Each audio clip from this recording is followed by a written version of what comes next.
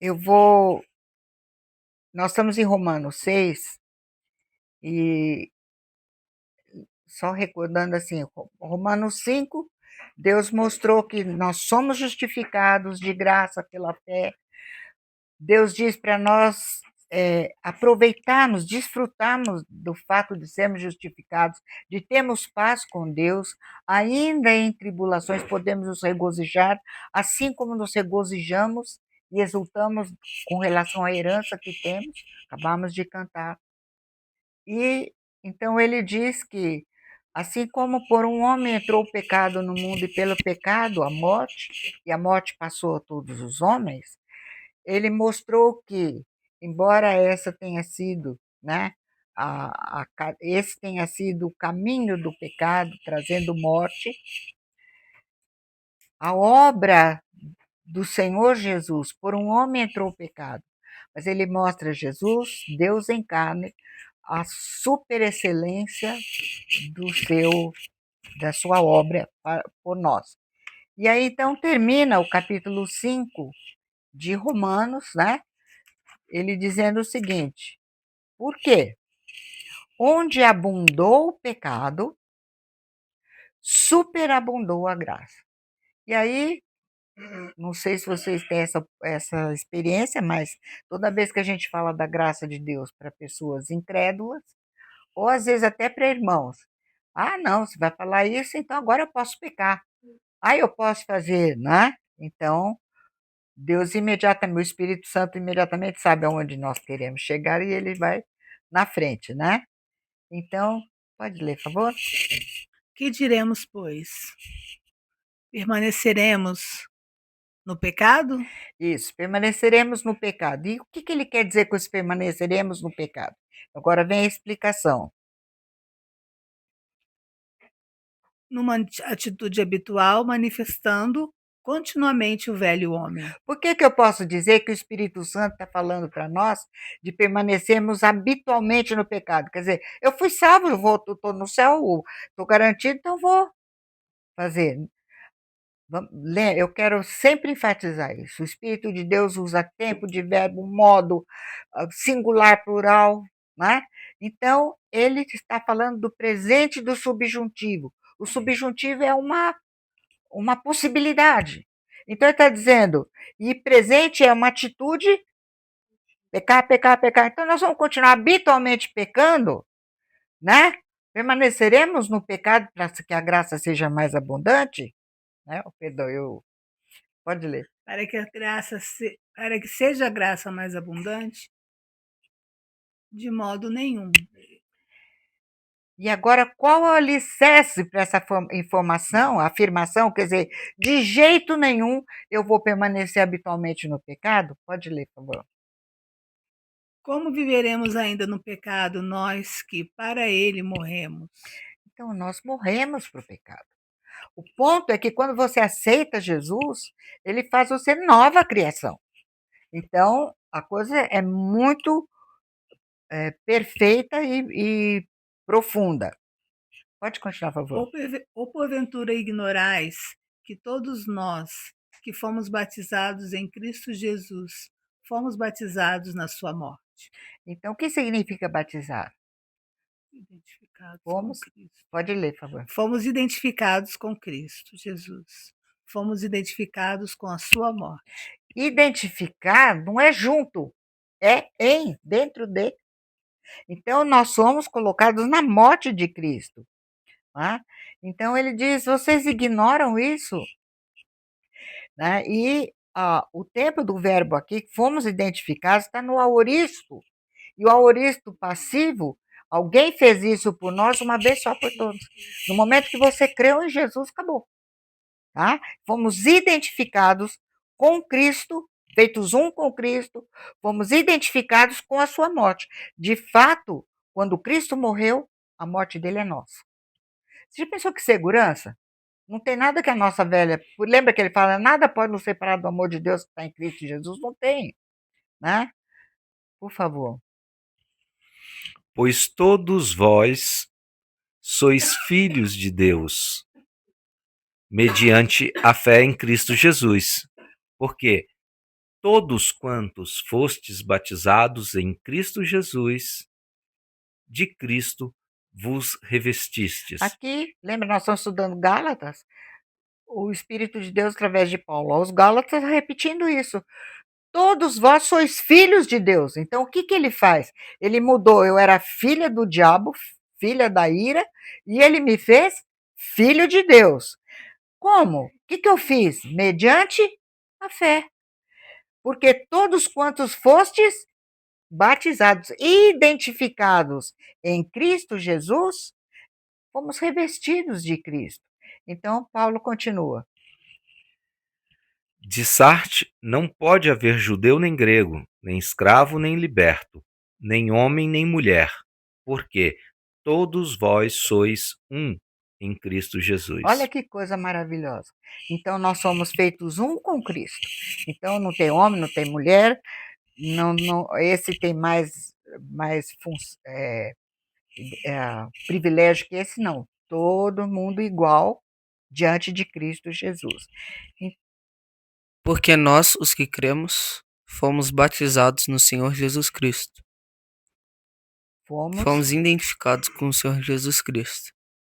Onde? Quando? Em sua morte. Tá claro? Então a vida cristã começa com a morte. Então não tem que, eu sou assim, eu tenho esse gênio, eu tenho aquilo, nada disso. Isso é tudo a desculpa do Adão, né? Então, eu quero colocar duas coisas interessantes aqui. Chegamos ao ponto de falar, o batizar, nós já vimos que é obra do Espírito de Deus, nessa presente época que vivemos. Então, diz que o Espírito de Deus nos tomou e fez um, mas quando? Essa época é quando? Depois que Cristo morreu. Então, Cristo precisou vir, morrer. Estão entendendo? Muito bem. Então, se está falando da morte e está falando de uma obra do Espírito Santo, vamos lembrar qual a sombra que Deus já tinha nos dado no caminhar da sua testemunha, a nação de Israel, para nós entendermos como é que ele age, como que ele é. Então, primeiro nós vamos ler Êxodo 17, vamos abrir, por favor? Vamos ler dos versos 1 a 6. Na realidade, eu vou só... Vamos ler de 1 a 6, depois eu vou enfatizar, acho que melhor assim. Quem for ler, já lê 1 a 6, por favor. 17, 1 a 6. Aqui, o povo está caminhando, vai chegar num lugar e não tem água. Agora, vocês imaginam. Quantas pessoas tinha? Mais ou menos? 3 milhões. Gado, pensa bem, era um volume grande. Pode ler, por favor. Depois, toda a congregação dos filhos de Israel partiu do deserto de Sim pelas suas jornadas, segundo o mandamento do Senhor, e acampou em Refidim, e não havia ali água para o povo beber. Então contendeu o povo com Moisés e disse: dá-nos água para beber. E Moisés lhes disse: por que contendeis comigo? Por que tentais ao Senhor? Tendo, pois, ali o povo sede de água, o povo murmurou contra Moisés e disse: por que nos fizeste subir do Egito para nos matar de sede, a nós, aos nossos filhos e ao nosso gado? E clamou Moisés ao Senhor, dizendo: que farei a este povo? Daqui a pouco me apedrejará. Então disse o Senhor a Moisés: passa diante do povo e toma contigo alguns dos anciãos de Israel, e toma na tua mão a tua vara, com que feriste o rio, e vai. E eis que eu estarei ali adiante de ti, sobre a rocha em Horebe, e tu ferirás a rocha, e dela sairão águas, e o povo beberá. E assim Moisés o fez diante dos olhos dos anciãos de Israel.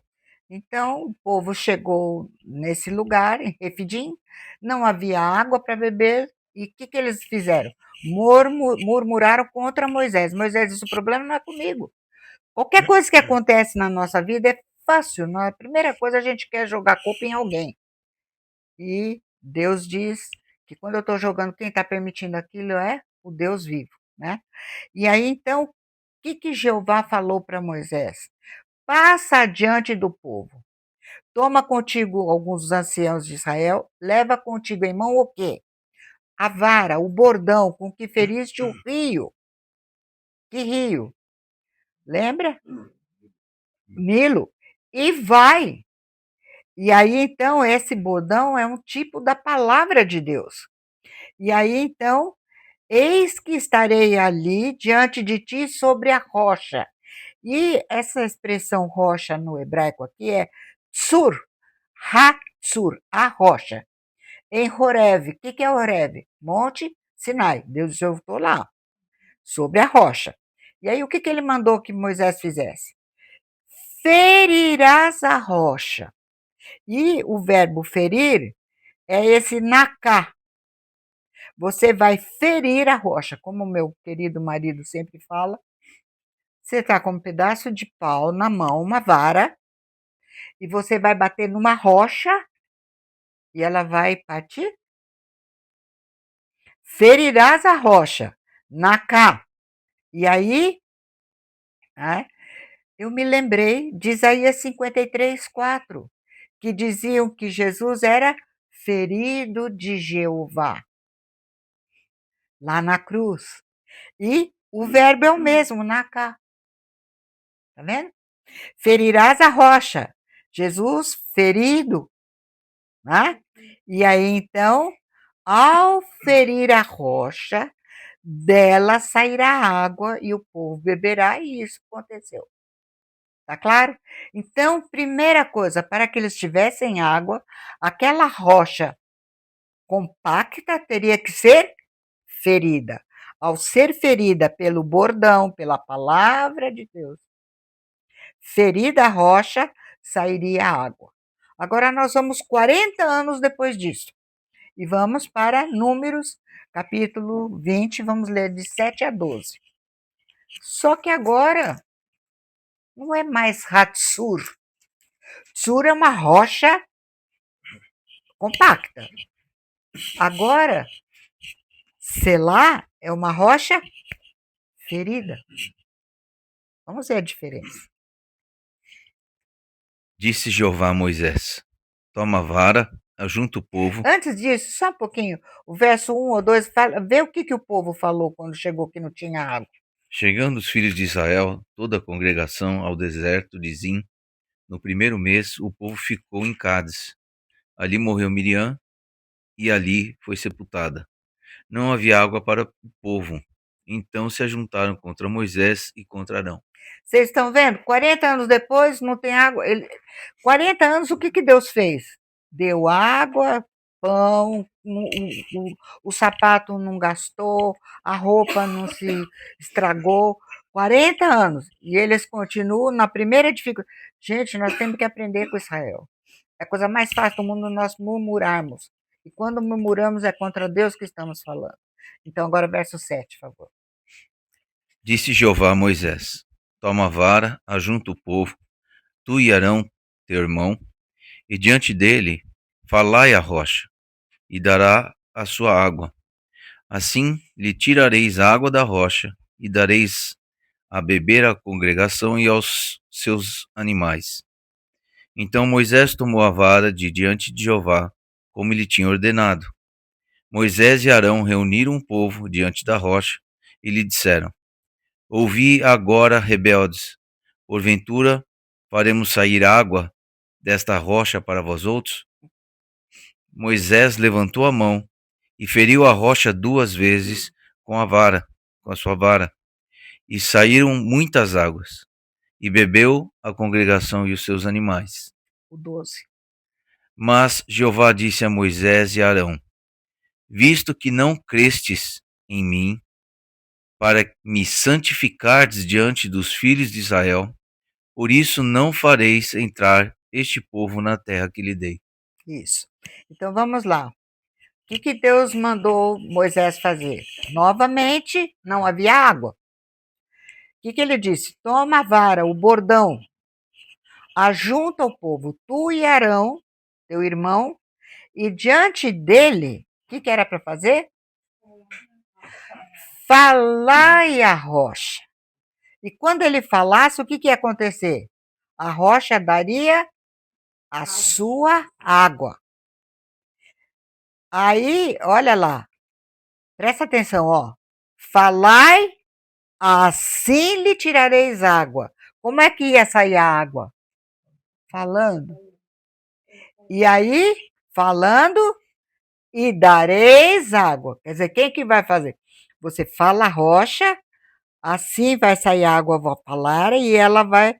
E aí vocês vão dar de beber à congregação e aos animais. Então Moisés tomou o bordão de diante de Jeová, como ele tinha ordenado. Moisés e Arão reuniram o povo diante da rocha e Moisés disse: Olha agora, ouvi agora, rebeldes. Ele estava muito bravo, porque se vocês lerem a descrição, eles foram esse tanto que Jeová precisou manifestar sua glória para proteger Moisés e Arão. Então, porventura faremos sair água desta rocha para vós outros? Não. Cada um de nós pode ir direto a Jesus, sem nenhum intermediário. Nem Moisés é intermediário. Está entendendo? E aí, Moisés levantou a mão, feriu novamente Nacá, a rocha 2 vezes, e saíram muitas águas. Deus foi misericordioso. Só que Moisés e Arão, e Deus disse: Vocês não creram em mim para me santificar. O que significa me santificar? Cada vez que é quebrada uma hóstia, cada vez que eu quero fazer um sacrifício para merecer alguma coisa de Deus, eu estou fazendo a mesma coisa que Arão e Moisés fizeram. É muito sério isso. Então, veja, não foi santificado, separado. Ele é Deus Todo-Poderoso. É Ele que faz. Foi Ele que foi ferido. Jesus ficou 6 horas na cruz e Deus cobrou dele tudo. Quando ele disse, Tetelestai, está consumado, entregou o Espírito, quando ele morreu, ali, sem obra nenhuma nossa, o Espírito de Deus nos deu a morte de Jesus para nós. Vocês estão entendendo? Então, veja, não me creste em mim para me santificares diante dos filhos de Israel. Por isso, não fareis entrar. 40 anos perdeu de levar o povo para entrar na terra. Por quê? Porque ele quebrou a tipologia, a sombra. Vocês estão entendendo? Então, água só sai após o ferir da rocha. E quando eu estava pensando nisso, eu resolvi falar com vocês a respeito, para inclusive é mais um argumento contra dizer que hoje Jesus está reinando. Então aqui vocês têm uma sombra, né? Aqui está o Marcelo e o Benjamin. Uma sombra, mas dá para eu ter boa ideia, eu sei até, dá até para saber quem é o Benjamin e o Marcelo. Então veja, olha que Paulo diz em 1 Coríntios: Ora, irmãos, não quero que ignoreis que nossos pais, está falando da experiência no deserto, e agora ele vai especificamente ao que nós acabamos de falar. Beberam da mesma fonte espiritual, porque bebiam de uma rocha, e a palavra aqui é Petra, é a mesma tsur, espiritual que o seguia. E a rocha era Cristo. Então, toda aquela tipificação era para eles entenderem que era Cristo Messias. E que se ele não fosse ferido, não havia água. Vocês estão entendendo? Não tem como. Se não vier a nova aliança no sangue dele, ele é o corte da aliança, de todas as bênçãos que nós precisamos. Então, aí eu fui ver essa palavra seguir. Os seguia. Acoluceu. Esse A, muitas vezes A é partícula negativa, mas aqui ela é copulativa, ela faz a união. E o A, né? Esse Azinho aqui. E queleuthos é um caminho. Então, estar no mesmo caminho com Jesus estava o tempo todo com eles. A pedra, a rocha, que ia ser ferida para termos água. Quão importante é entendermos essa obra de Jesus Cristo, o Deus vivo. E aí, então, eu pensei de comentar com vocês hoje sobre a festa dos tabernáculos, ou Sukkot. Sukkot é tenda, tabernáculo, né? Tradução está no plural, Sukkah, singular, Sukkot, plural, tabernáculos. Por que eu estou pondo essa festa aqui? Vamos analisar um pouco para vocês entenderem. A festa dos tabernáculos era a festa das colheitas. Então, é uma colheita. Lembra que a festa dos ázimos era o começo da colheita, lembra que tirava o primeiro fruto, o molho? O primeiro molho era oferecido, reshit, o homer. E aí, então, depois de 50 dias, tinha a primeira onda de colheitas. E aqui é a última colheita, né? E tabernáculos, né? Tendas. Época do fim da colheita. Azeitona, cevada, tudo isso aqui. Então, é o fim da colheita. O começo, a garantia era o molho, o homer, depois tinha a primeira fase da colheita, e agora vem o fim da colheita. Presta atenção, o nosso Deus é lógico, ele nos faz raciocinar e faz bom senso. E aí, então, Deus mandou que eles tomassem no primeiro dia do mês sétimo,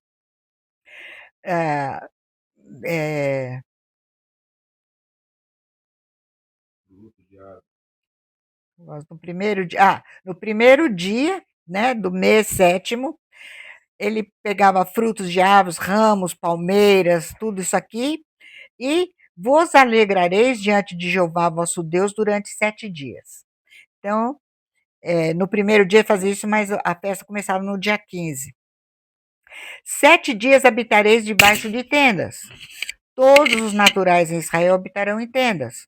Para quê? Para que saibam que as vossas gerações que eu fiz habitar os filhos de Israel em tendas quando os tirei da terra do Egito. Muito bem. Então aqui nós temos uma tenda aqui, ó, né? Como eles fazem. E aqui, por exemplo, no bairro Mea Shearim, que é um bairro bem ortodoxo lá em Israel, mas eu queria ler esses versículos aqui, Neemias 8, 13 a 17, por favor.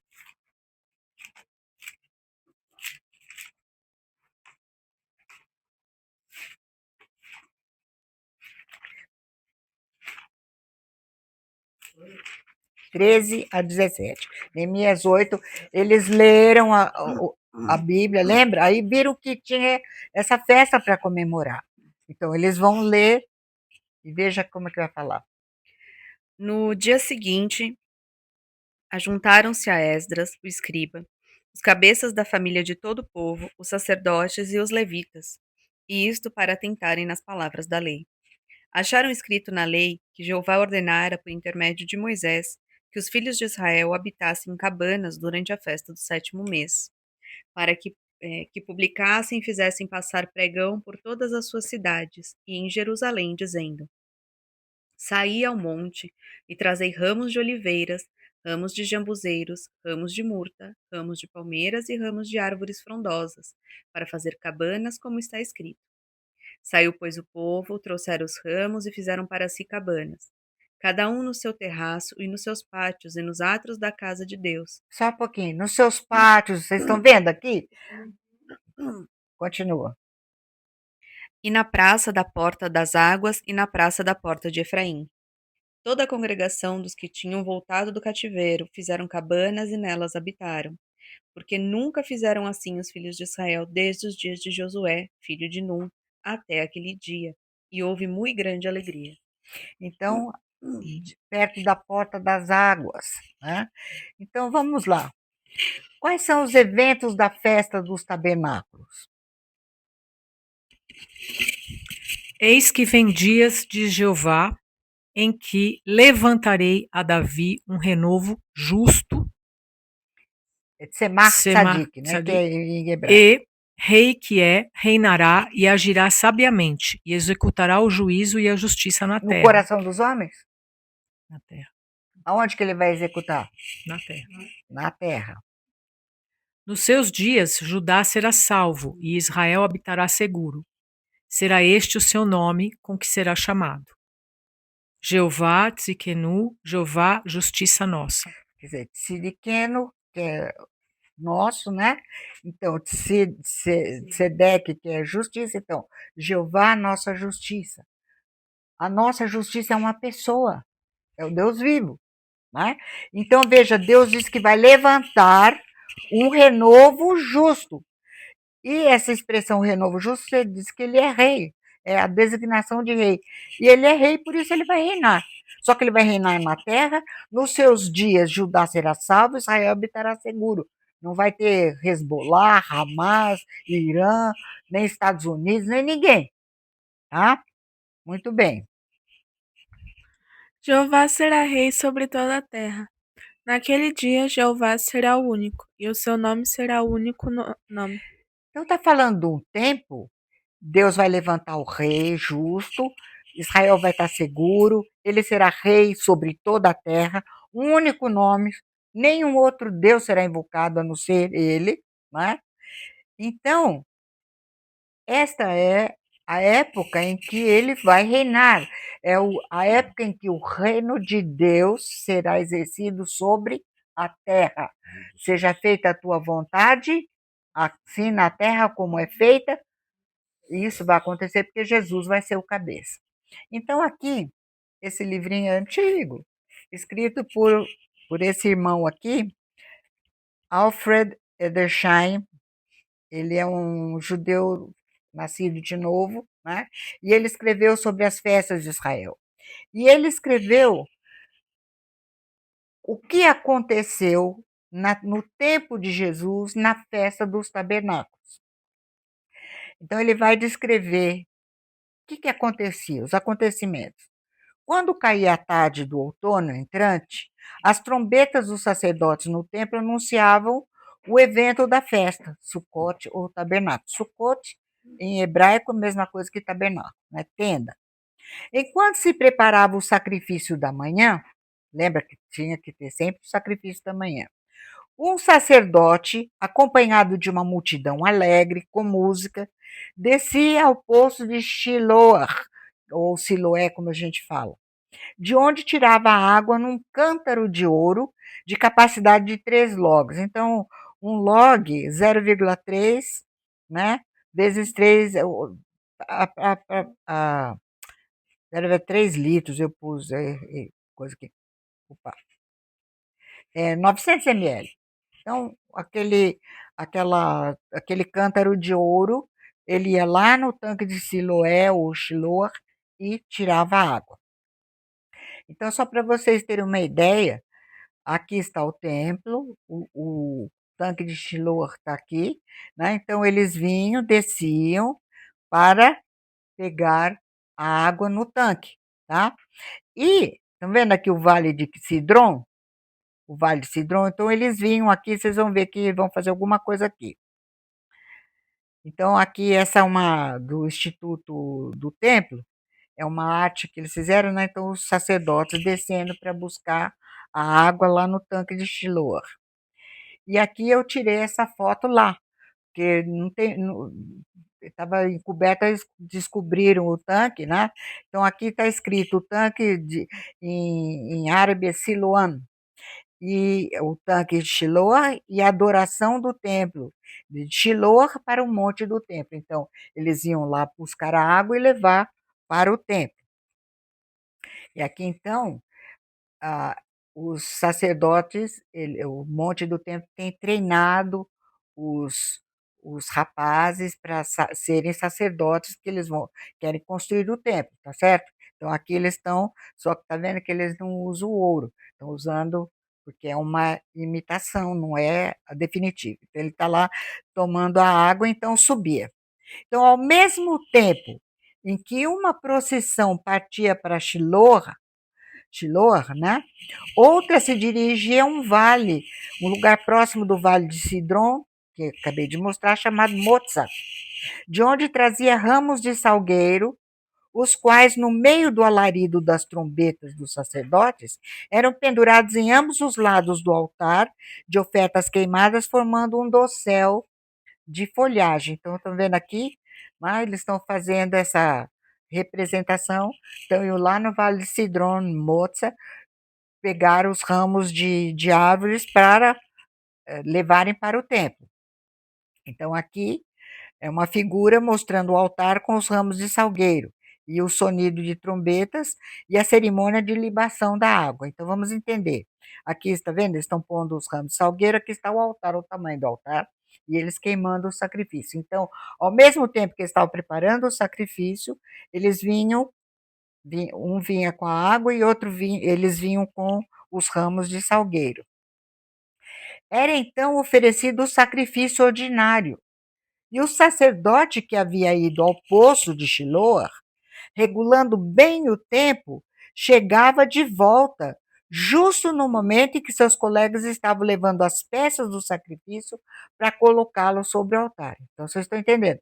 Eles foram lá buscar enquanto eles preparavam aqui, e os outros estão pegando as folhas lá.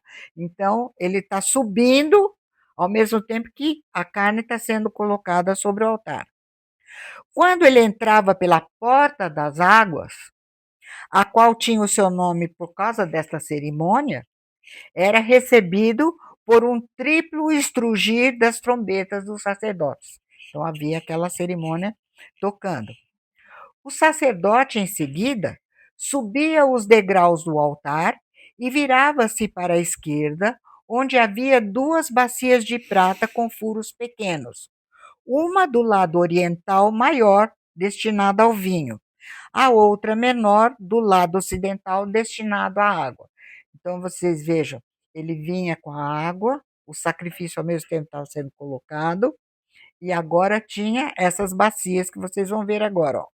As 2 bacias, a maior para o vinho, a menor para a água. Nestas bacias, vocês estão vendo que é derramado junto, né? Nessas bacias era derramado o vinho da oferta de libação, né, de entrega, de derramar, né? Ao mesmo tempo, a água trazida do poço, quer dizer, o fato de ser o vinho queria dizer o quê? O sacrifício tinha sido feito. Agora, o vinho está dizendo o quê? Já foi feito o sacrifício, o que, que acontece? A água vem junto. Tá? E olha que interessante o que acontecia. Enquanto o povo gritava, eles fazendo isso, dirigindo-se ao sacerdote: levanta a tua mão, para verificar se ele realmente derramava a água. Por quê? Porque Alexandre Janeus, sacerdote rei Macabeus, no ano 95 a.C., ele derramou a água no chão, quase foi morto, e pelo menos 6.000 judeus foram mortos no templo, houve uma revolta tremenda. Então, levanta a mão para que todo mundo possa ver isso. Logo que o vinho e a água eram derramados, a música do templo começava a fazer-se ouvir. E o halel quer dizer, como é que a gente fala? Aleluia quer dizer o quê? Louvai. Então, louvor, halel é louvar. Então, o halel, o que era o halel? Cantado do Salmo 113 até o Salmo 118, todos eles cantados. Então, o halel era cantado de acordo com as prescrições dadas. Quando o coro chegava a estas palavras: ó, dai graças a Jeová, que é o primeiro verso do Salmo 118. Lembra, estão desde o 113. E também quando cantavam no verso 25, ó, salva-nos agora, quer dizer, Roshianá, Jeová, nós te pedimos. Ou ainda no fim, o verso 19, ó, dai graças a Jeová. Quando isso acontecia, todos os adoradores agitavam os seus lulaves na direção do altar. O que é lulave? Eles juntavam essas folhas, né? E vocês estão vendo aqui, hoje eles acrescentam o etrog, que é uma fruta cítrica. Então, eles fazem esse conjunto para adorar a Jeová. Eles agitavam os lulaves em direção ao altar. Então, veja aqui, por exemplo, como eles fazem, só que hoje não tem o altar, aqui está o cotel, o Muro das Lamentações. Né? Aqui está uma ideia do Ethrog, né? E veja que forma uma multidão de ramos, né? Veja aqui, e aqui, isso aqui é o Muro das Lamentações. E aqui vocês estão vendo, essa aqui é a Haron, que é a arca onde está a Torá, a palavra de Deus. Então, todos os adoradores agitavam os seus lulaves em direção ao altar. Hoje não tem, eles fazem isso aqui, ainda hoje. Isso aqui é nos dias de hoje. Quando, portanto, agora aqui é o ponto. A multidão de Jerusalém, no encontro com Jesus, lembra? Ele está descendo lá. Cortou ramos de árvores e os estendeu pelo caminho e clamou, dizendo: Hoshiana, Hosana, salva-nos agora, ó filho de Davi. Hosana nas maiores alturas. Estava aplicando, em referência a Cristo, o que era considerado como uma das principais cerimônias da festa dos tabernáculos. Eles estavam achando, tanto que eles falam, ele é o filho de Davi, o rei. Bendito o rei que vem. Mas como que ele viria primeiro? Num cavalo branco? Não. Montado num jumentinho, cria de jumenta. Humilde sofredor. Por quê? Porque a rocha tinha que ser ferida. Antes de tabernáculo, Sucote, tem Pessah. Vocês estão entendendo? Enquanto ele não for quebrado, não tem mais nada.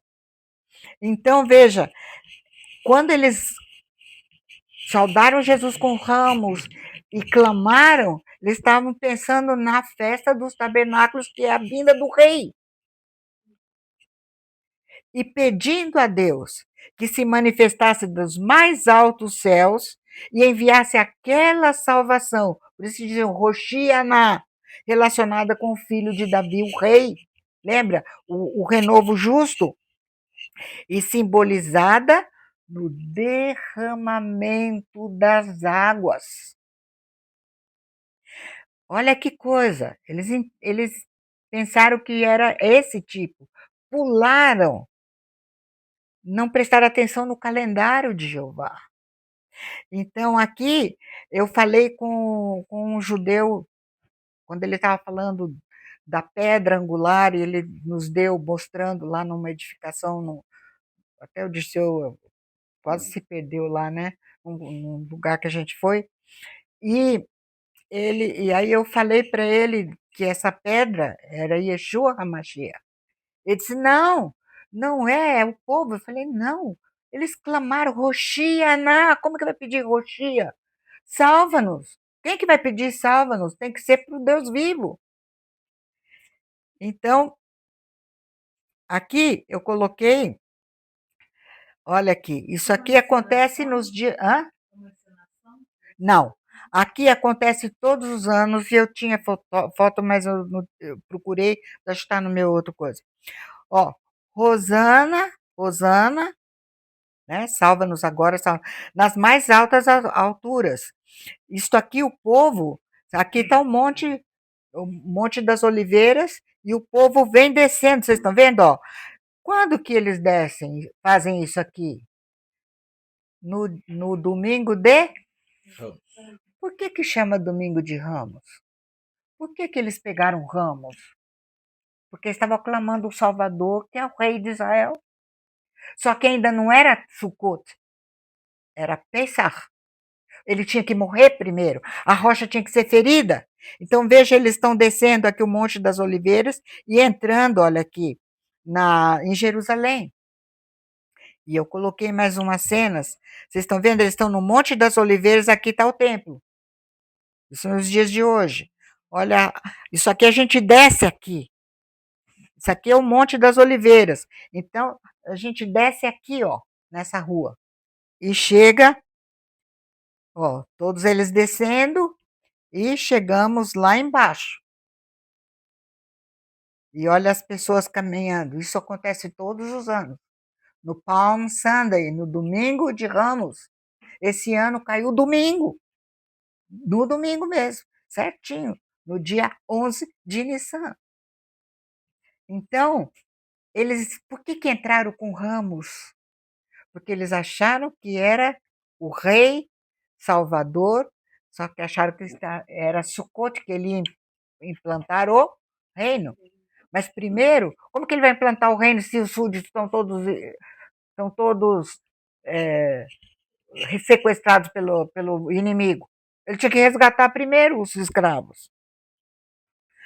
Porque apesar da cerimônia ser considerada pelos rabis como tendo referência subordinada à dispensação da chuva, que é lá no fim, lembra a chuva serôdia, cuja queda anual eles julgavam ser determinada por Deus naquela festa, a sua principal, essa é a festa dos tabernáculos, e justa aplicação era o futuro derramamento do Espírito Santo predito por Isaías o profeta.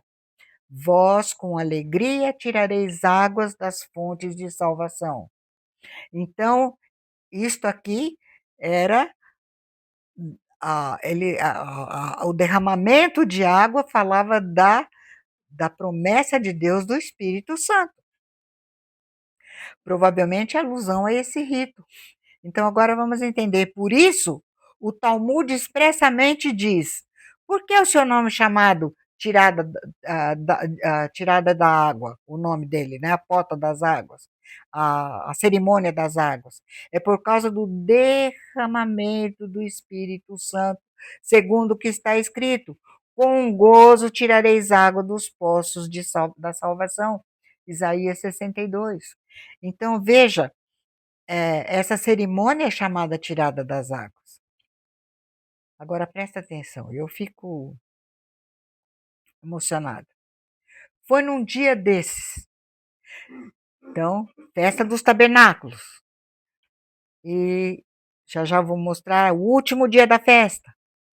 Depois que o sacerdote tinha voltado de Shiloah com seu cântaro de ouro e pela última vez derramava o seu conteúdo na base do altar, depois que o Halel tinha sido cantado ao som da flauta, o povo respondendo e adorando enquanto os sacerdotes tocavam 3 vezes suas trombetas de prata, exatamente quando o interesse do povo tocava ao auge, exatamente nesse ponto, foi nesta hora que no meio da multidão de fiéis, os quais se moviam para o altar à semelhança de uma floresta viva,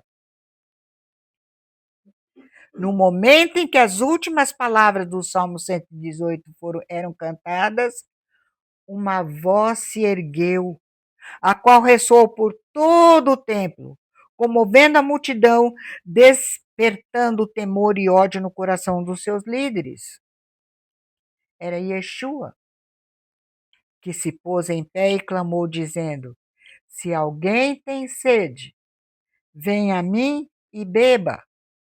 Quem crer em mim, como diz a Escritura, do seu interior fluirão rios de água viva.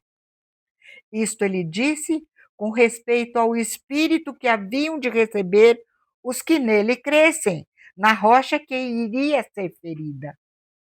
Pois o Espírito até aquele momento não fora dado, porque Jesus não havia sido ainda glorificado. Enquanto ele não se tornou Selá, o que é Sura rocha? Ao ser ferido, ele é Selá. Você não precisa ferir de novo, você só fala a rocha. Desde então, pela fé na sua pessoa, todos podem se tornar semelhantes ao poço de Shiloah. E Shiloah quer dizer o enviado. E do seu interior manarão rios de água-vida. Isto ele falou do Espírito que aqueles que nele crescem receberiam. De maneira que a significação do rito em que eles tomavam parte ali naquela hora era esclarecida ao mesmo tempo em que o modo do seu cumprimento era indicado.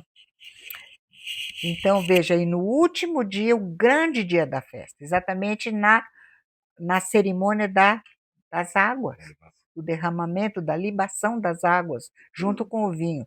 Então, Jesus se pôs de pé e disse o que nós vimos. O efeito foi instantâneo, como não podia deixar de ser.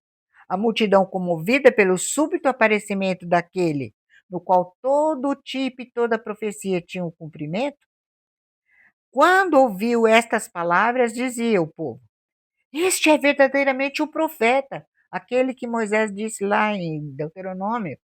Outros diziam: Este é Hamashiach, ou Messias.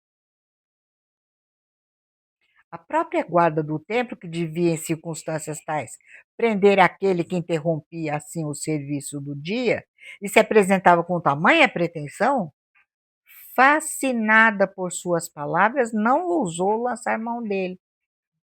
E aí eles perguntaram por que eles não fizeram nada. Nunca homem algum falou como este homem.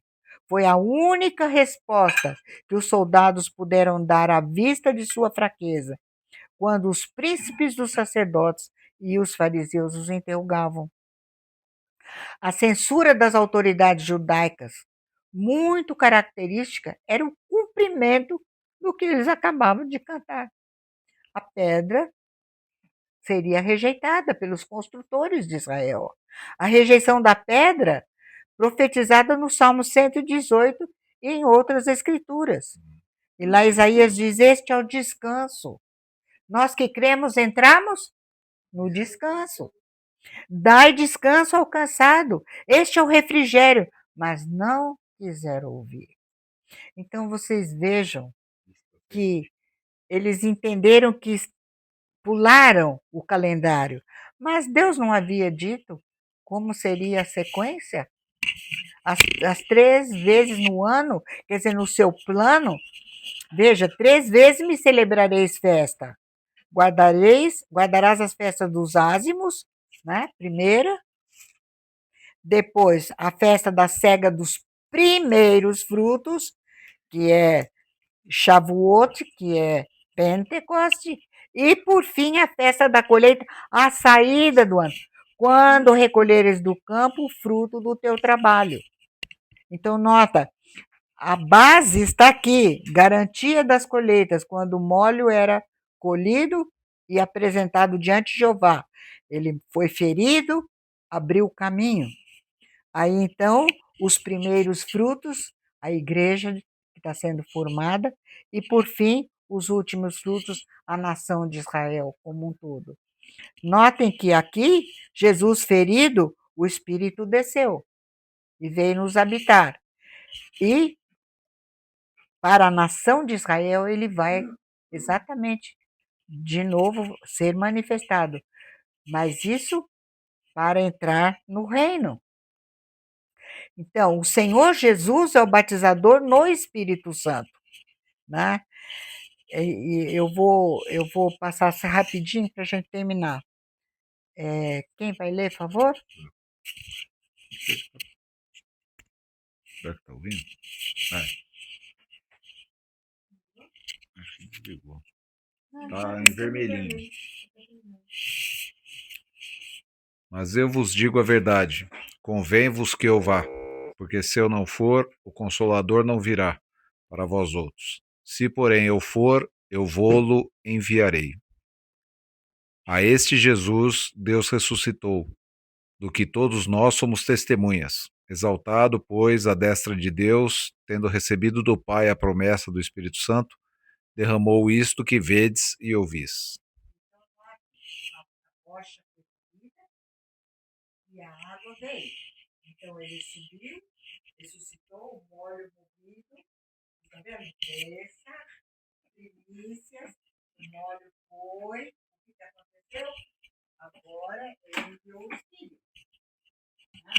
Muito bem. E o Espírito Santo é o batizador no corpo de Cristo. Então Jesus enviou o Espírito, nos colocou no Espírito, e o Espírito Santo nos põe no corpo de Cristo. Eu vou só passar aqui que eu já li para vocês. Jesus disse: naquele dia, vocês não vão perguntar nada. né, lá falando em João 14, ele disse, eu em vós e vós em mim. Então, Jesus em nós, habitação do Espírito, e nós nele, fazendo parte do corpo de Cristo. Então, por que agora nós somos colocados na morte de Cristo? Todos os do Antigo Testamento, eles creram, mas tiveram que aguardar no Sheol a morte de Cristo para serem levados, lavados para a sua presença. Hoje não. Hoje nós já começamos na morte de Cristo. Então, aqui, quem que vai ler? Digo, pois, que, durante o tempo em que o herdeiro é menor, em nada difere de escravo, ainda que seja ele senhor de tudo. Mas